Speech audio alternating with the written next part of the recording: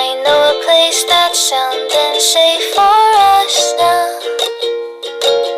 No need to hide or say goodbyes, leave them out. Baik, Assalamualaikum warahmatullahi wabarakatuh. Raditu billahi robba wa bin islami dina wa bin muhammadin nabiyya wa rasulah. Rabbi sholli sadri wa yassir amri wa uqdatam min lisani yafqahu qawli. Baik, teman-teman, kali ini kita kembali lagi dengan materi perkuliahan Pemerintahan Nasional Part 2 dengan dosen pengampu Bapak Abdul Jambar, SIP MSI. Sebelum saya melanjutkan ke materinya, alangkah baiknya saya memperkenalkan diri dulu. Perkenalkan, nama saya Jawaria dengan NIM 09105803200052. Prodi Ilmu Pemerintahan semester 6 dari Universitas Muhammadiyah Sidan dan Rempang, seperti logo yang ada di sampul tadi.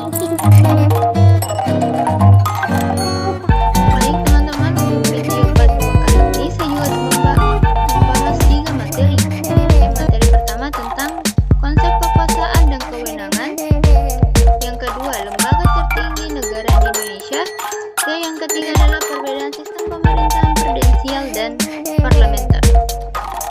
Untuk lebih lanjutnya kita ke penjelasan materi.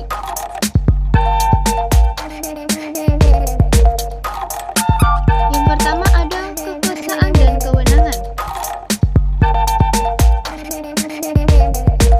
Kekuasaan berasal dari kata kuasa, yang artinya kemampuan atau kesanggupan melakukan sesuatu.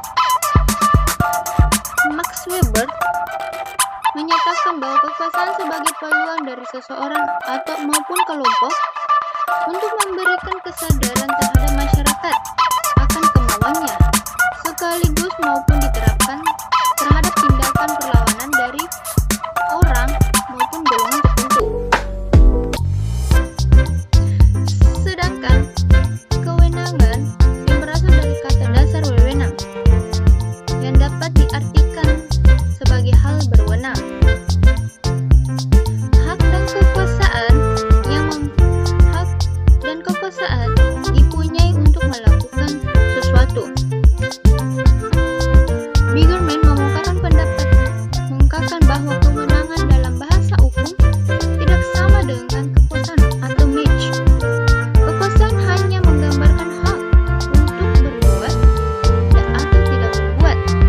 Di dalam hukum, wewenang sekaligus berarti hak dan kewajiban atau rights and mission dalam kaitan dengan otonom daerah.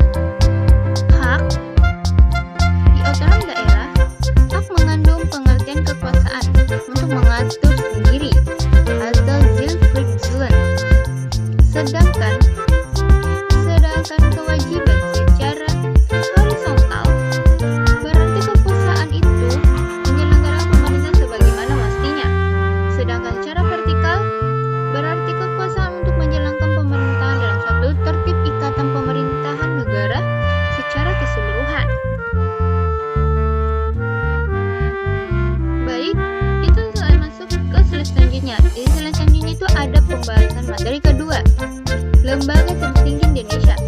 Di layar saya sudah menyiapkan 5 lembaga tertinggi di Indonesia.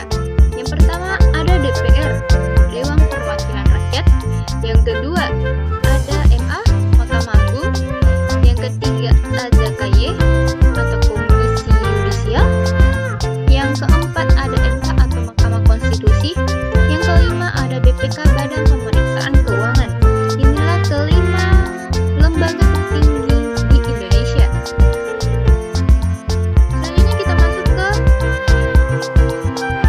sistem pemerintahan presidensial dan parlementer. Sebelumnya video part pertama saya sudah menjelaskan tentang presidensial dan parlementer. Di part kedua ini saya menjelaskan tentang perbedaan-perbedaan yang secara rinci supaya kita bisa lebih memahami tentang perbedaan presidensial dan parlementer. Dari yang pertama, kepala negara dan kepala pemerintahan.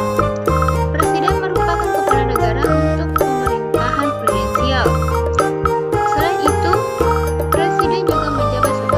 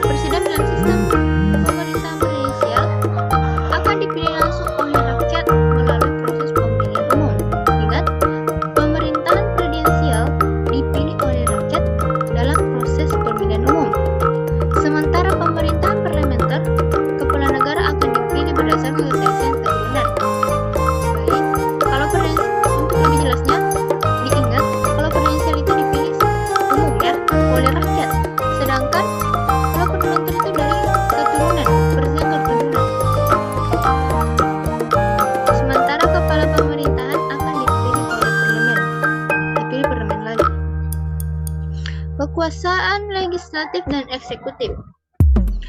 Kedudukan eksekutif dan legislatif dalam sistem pemerintahan presidensial adalah sejajar.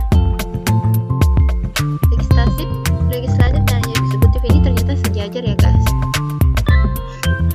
Jangan bilang kalian baru tahu kalau legislatif dan eksekutif sejajar dalam sistem pemerintahan presidensial. Wah, bahaya tuh. Kita lanjut. Sehingga tidak dapat menjatuhkan satu sama lain. Pada sistem parlementer, kekuasaan direktur legislatif tidak mengenal adanya kesetaraan kedudukan. Katanya mereka berbeda, legislatif atau eksekutif. Mereka saling menjatuhkan mana yang menurut mereka terbaik. Parlemen yang mana, bagaimana maksudnya. Sehingga kemungkinan untuk saling menjatuhkan antara parlemen melalui mosi tidak percaya. Ini yang sebenarnya harus dihindari. Terus kita lanjut ke lembaga supremasi tertinggi.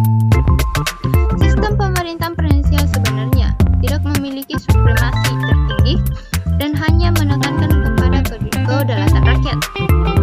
Untuk sistem pemerintahan parlementer, pemegang supremasi tertinggi dipegang oleh parlementer.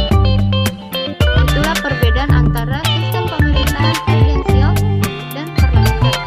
Semoga teman-teman yang melihat video ini bisa mengingatnya, karena ini udah singkat, rinci, dan mudah untuk dipahami. Baik, itulah tadi ketiga materi yang bisa saya jelaskan. Apabila ada kekurangan, mohon maafkan karena saya hanya manusia biasa yang